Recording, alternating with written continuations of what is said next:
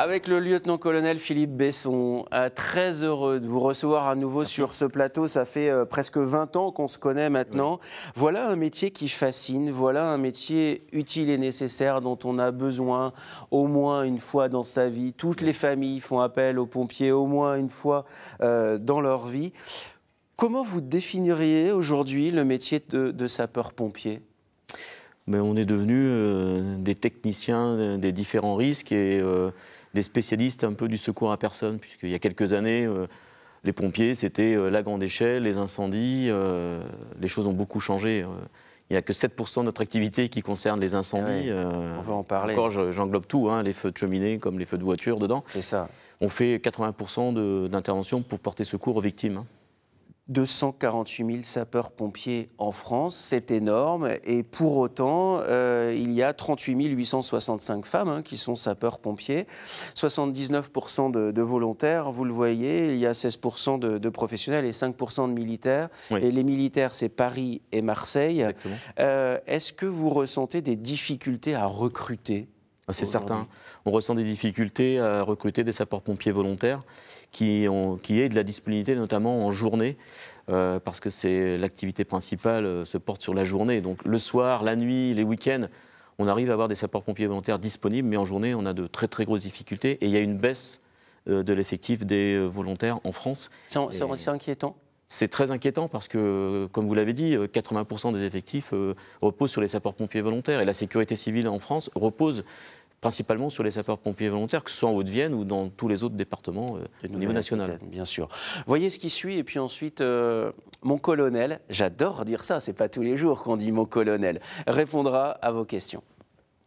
Attention, devinette, si je vous dis, ils sont les héros des enfants, le fantasme de beaucoup, les gendres idéaux des vieilles dames et surtout un modèle de force et de courage pour tous. Vous pensez bien sûr aux pompiers et vous avez raison. En France, on compte 248 000 sapeurs-pompiers et parmi eux, 80% sont pompiers volontaires. Classe! Il y a deux catégories de pompiers. Premièrement, les pompiers dits civils, embauchés par le ministère de l'Intérieur. Ils regroupent les professionnels qui sont des fonctionnaires territoriaux. Parmi eux, on trouve les volontaires qui cumulent cette activité avec un autre emploi. Deuxièmement, les pompiers militaires qui travaillent pour la brigade des sapeurs-pompiers de Paris ou pour le bataillon des marins-pompiers de Marseille.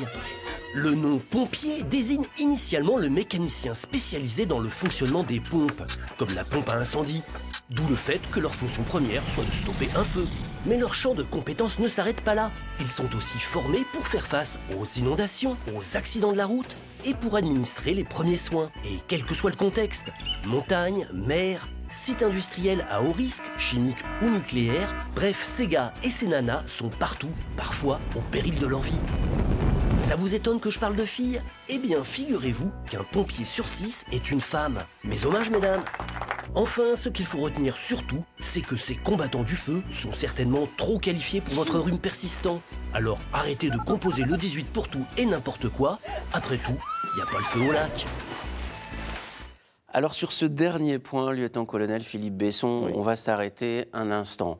4 600 000 interventions en 2017. Les interventions se font essentiellement par des personnes qui appellent le 18 aussi. Une intervention toutes les 6,8 secondes en France, c'est énorme. Est-ce qu'il y a parfois chez vous le sentiment d'être appelé, j'allais presque dire dérangé, pour des faits qui ne devraient pas arriver chez les pompiers? Oui, beaucoup. Et d'ailleurs, ça entraîne parfois de la démotivation pour certains sapeurs-pompiers, qu'ils soient volontaires ou professionnels d'ailleurs.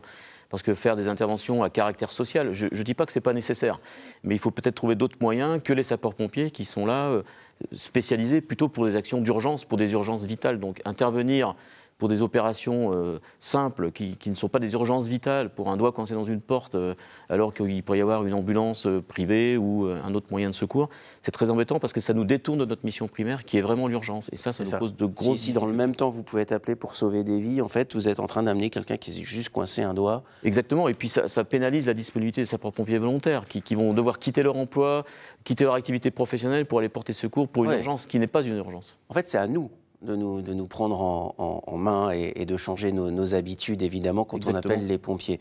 Alors, on a parlé de la vocation. Vous voyez, cette question pour vous, forcément, vous allez la trouver intéressante à la maison. Je m'appelle Nicolas, j'habite à Dax dans les Landes et j'aimerais savoir s'il était possible de devenir sapeur-pompier volontaire en même temps que ses études et si ça va être compatible par rapport à l'emploi du temps qui est assez chargé. Voilà, bonne journée, au revoir. La question de Nicolas est intéressante. Faire ses études, devenir pompier volontaire, oui, non, compatible ou pas? C'est compatible, c'est tout à fait possible, puisqu'on a déjà des étudiants qui font partie des sapeurs-pompiers volontaires, que ce soit à Limoges ou en Haute-Vienne, ou dans d'autres départements. Mais comme je vous le disais précédemment, la priorité pour nous, c'est vraiment de développer la disponibilité en journée. Donc, on acceptera les étudiants parce qu'ils ont une disponibilité le soir, le week-end, pendant les vacances scolaires ou pendant certaines périodes, donc il n'y a pas de souci. Mais on porte vraiment notre priorité sur la disponibilité en journée, où on a vraiment le pic d'activité en fait. Quelle formation, si justement il a envie de suivre cette voie-là, va-t-il devoir suivre? Alors déjà, pour être sapeur-pompier volontaire, il lui faut une aptitude physique et médicale, donc et des prérequis, vaccinaux qui sont indispensables. Et sans ces prérequis, on ne pourra pas accepter son dossier. Et ensuite, il faut qu'il prenne contact avec le service départemental d'incendie de son département pour se porter volontaire, pour devenir sapeur-pompier volontaire. Il n'y a pas d'épreuve particulière, c'est un engagement. Il faut qu'il s'engage à suivre des formations qui sont échelonnées sur 1 à 3 ans en fonction de sa disponibilité. On va dire en gros 10 jours par an, avec le premier module qu'on appelle un module transverse, qui permet d'avoir une première culture en fait, sur le secours à personne, sur l'incendie, sur les opérations diverses. Et ensuite, il va entamer les formations de secours aux personnes, de l'incendie, pour devenir après complètement opérationnel. Voilà, vous en savez plus sur la formation, 10 jours par an sur 3 ans, hein, c'est ça, ou on peut le faire en 1 an, si on est disponible évidemment. Et puis peut-être que si vous êtes étudiant, c'est mettre un doigt dans l'engrenage, un pied dans la porte entrouverte, et puis ensuite quand vous avez un emploi, peut-être être là plus disponible en journée.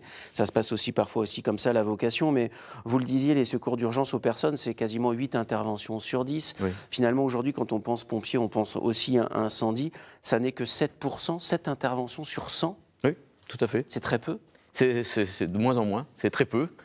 D'ailleurs, donc, ça veut dire quand même qu'il faut poursuivre les formations dans ce domaine-là. Mais oui, il ne faut pas lâcher. On n'a pas l'habitude de faire, est difficile après à accomplir lorsque ça arrive. Donc, on est très spécialisé dans le secours aux personnes maintenant, oui. Et puis il y a les opérations évidemment spéciales pour lesquelles on peut faire appel aux pompiers. Vous êtes venu avec 2 casques sur ce plateau. J'aimerais qu'on les détaille. On va commencer par ce casque blanc qui est à côté de vous et devant moi. Dans quel cas vous l'utilisez ? Alors c'est plutôt des interventions, on va dire, en extérieur, qui ne concernent pas des incendies d'habitation, où c'est l'autre casque. Par exemple, pour des feux de végétation, des feux de forêt, ou des interventions de sauvetage et déblaiement, des interventions de secours en milieu périlleux, par exemple. Le matériel a énormément évolué. Moi, je me souviens des tenues de pompiers qui arrivaient à l'école pour nous parler du métier de pompier. La grosse veste en cuir, très lourde, avec des mouvements qui parfois n'étaient pas souples et pas amples. Là aussi, votre métier a évolué, mais vos tenues, le matériel a permis d'évoluer les choses. Beaucoup évolué. On est passé du casque en acier, qui conduit l'électricité d'ailleurs, à la veste en cuir très lourde quand elle était humide, à la veste en textile, au casque. Mais alors voilà, parce que là, en fait, c'est extrêmement léger. Oui. Ça a la couleur du métal des casques d'avant. Mais c'est beaucoup plus confortable, j'imagine, pour vous. Il en existe d'ailleurs de différentes couleurs maintenant. Je vous ai mis la lampe également, puisqu'on est équipé d'une lampe qui peut rester à demeure sur le casque. Vous avez l'écran par flamme, ça qu'on avait déjà. Non, les choses ont beaucoup évolué. Et d'ailleurs, dans les années qui viennent, ça va encore évoluer avec certainement des casques qui seront connectés, avec des caméras thermiques qui seront intégrées dans la visière du casque pour permettre aux pompiers qui rentrent dans les incendies d'avoir tout de suite les informations de température et peut-être localiser une victime qui est dans la fumée qu'on ne voit pas comme ça. Alors justement, puisque vous parlez d'intervention, je voudrais qu'on voit quelques images d'intervention de pompiers et je voudrais qu'on aille un petit peu sur le terrain personnel. Ça fait maintenant longtemps que vous exercez ce métier, vous avez fait beaucoup de formations.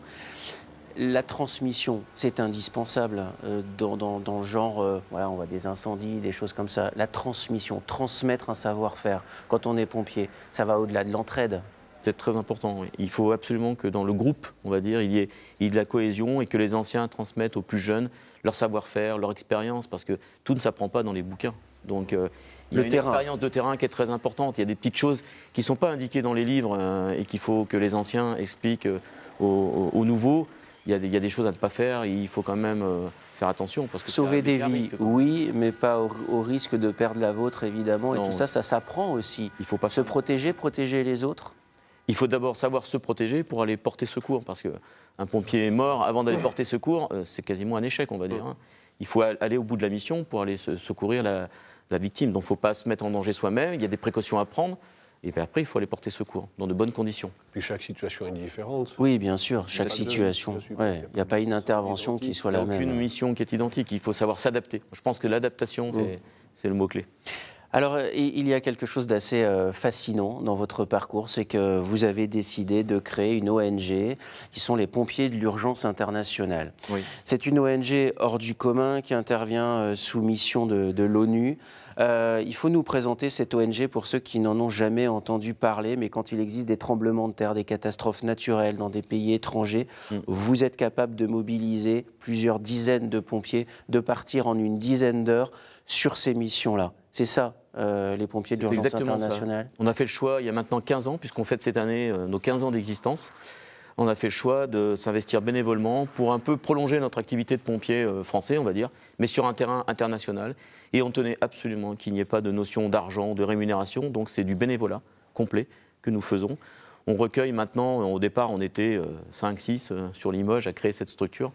Et maintenant, nous sommes 120 et on augmente quasiment tous les mois. C'est dans toute la France.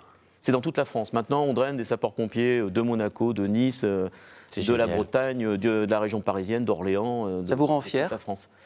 Je suis assez content, oui. Je suis assez content. Parce que ça fait 15 ans maintenant que ça dure. Oui, 15 ans. 15 ans, 200 missions, 20 000 vies sauvées. Est-ce que quand vous vous couchez le soir, vous vous dites, voilà, il y a des cœurs qui battent quelque part sur la planète parce qu'on est intervenu ? Ça m'arrive d'y penser, oui. On est très fiers. On est surtout très fiers d'avoir été et d'être toujours la première équipe française non gouvernementale à obtenir la classification par l'ONU, parce que c'est pas un cadeau. C'est pas facile à obtenir, c'est remis en cause tous les 5 ans. C'était le cas ce week-end, hein ? C'était le cas ce week-end. On a fait un entraînement en présence de notre mentor, c'est-à-dire que l'ONU demande à ce qu'un mentor nous accompagne pour vérifier qu'on est apte à se présenter à la reclassification de l'ONU, qui aura lieu en 2020 en Suisse, avec 200 sauveteurs, toute une mise en scène d'un tremblement de terre. Mais rassurez-nous, l'ONU se rend compte de votre savoir-faire, de ce que vous faites, et quand on voit les missions qu'ils vous confient, ils apprécient votre travail, parce que qui d'autre pourrait l'effectuer ? Ils apprécient notre travail, et je pense qu'ils apprécient, c'est surtout notre dynamisme et notre activité, quoi. On ne se prend pas la tête, on reste humble, mais ils voient bien qu'on a des activités multiples dans le monde entier et qu'on est très actifs. Donc ils ne nous font pas de cadeaux, c'est-à-dire que pour nous, comme pour les Américains, les Japonais ou les Allemands ou les Suisses, c'est la même classification. Mais par contre, ils nous apprécient particulièrement parce que on est des Français. Bah oui. Je crois que leur mission, ça va au-delà du bénévolat, parce que lorsqu'ils font des déplacements, il vous arrive, je crois savoir, que vous payez les frais parfois de déplacement, d'hébergement et tout. Hein. On finance tout. Le matériel, qui est d'ailleurs basé à Limoges, prêt à partir, l'habillement, tout est financé, et le transport aérien, et on n'a pas toujours des facilités, y compris pour des compagnies nationales. C'est bien de le dire, c'est bien de le rappeler, parce que voilà, quand on parle d'entraide, d'humanité, de solidarité, en gros, Air France ne vous offre pas les billets, c'est vous qui les payez, autant le dire clairement. On paye les billets comme des touristes. Comme des touristes qui partent, alors que vous allez sauver des vies. On aurait tous à gagner, être un petit peu plus solidaires quand même dans ces cas-là. Si vous voulez aider les pompiers de l'Urgence Internationale, vous allez sur le site, tout est expliqué, bien sûr. Et si vous les croisez, vous pouvez discuter avec eux, vous allez voir. Ça peut faire naître là aussi des vocations, parce que 20 000 cœurs sur notre planète battent, parce que des pompiers de l'Urgence Internationale sont allés dans ces pays-là sauver des vies. Alors,